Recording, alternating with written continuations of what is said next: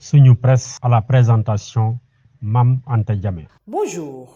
La réaction de l'APR à l'entretien accordé samedi dernier par le président de la République, Bassirou Diomaye Diakhar Faye, à une partie de la presse nationale est la remise du pré-rapport de la commission ad hoc chargée du contrôle et de la vérification des titres et occupations sur les dépendances du domaine public maritime DPM de la région de Dakar sont les principaux sujets au menu des quotidiens de ce mardi.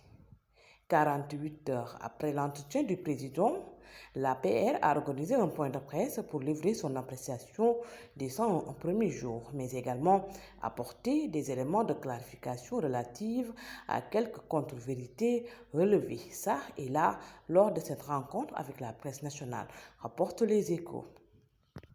Selon le journal Sud Quotidien, Seydou Gueye et compagnie ont refuté lors d'un point de presse tenu hier, lundi, les déclarations du président Diomaye sur les fonds politiques et le dénouement du bras de fer entre son Premier ministre et l'Assemblée nationale, non sans manquer de brocarder le bilan de ses premiers 100 jours au pouvoir, écrit Sud Quotidien.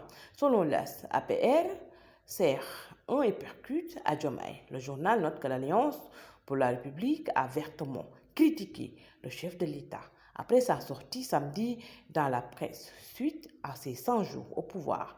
Les camarades de Macky Sall ont dit sentir le besoin d'apporter des éléments de clarification à quelques contre-vérités relevées dans l'entretien de Bassirou Diomaye Faye les concernant, explique la publication.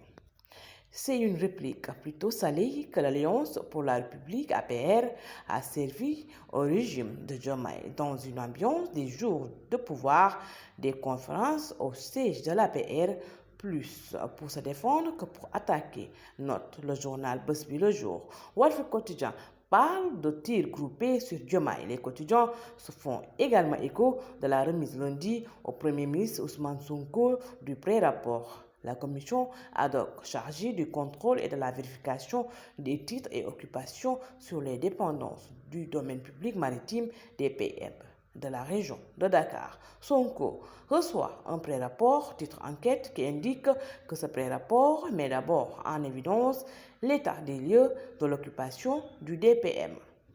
Le pré-rapport remis au Premier ministre affiche à son tour Vox Populi annonçant qu'il sera remis prochainement au chef de l'État pour approbation. Le quotidien Le Soleil met en exergue la volonté des autorités étatiques de promouvoir les véhicules électriques sur la base d'un cadre réglementaire.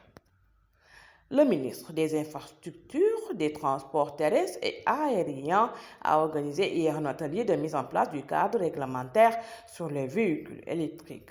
À cette occasion, les facteurs pouvant favoriser une adaptation efficace des véhicules électriques ont été listés, parmi lesquels l'exonération pour réduire les coûts ainsi que l'exonération des pièces de rechange et de maintenance, écrit le quotidien national, mettant à une l'État appuie sur l'accélérateur pour l'introduction des véhicules électriques au Sénégal. Bonne lecture, bonne journée et bonne fête d'Achoura. Suñu presse vous a été offert par l'Agence sénégalaise de la reforestation et de la Grande Muraille Verte.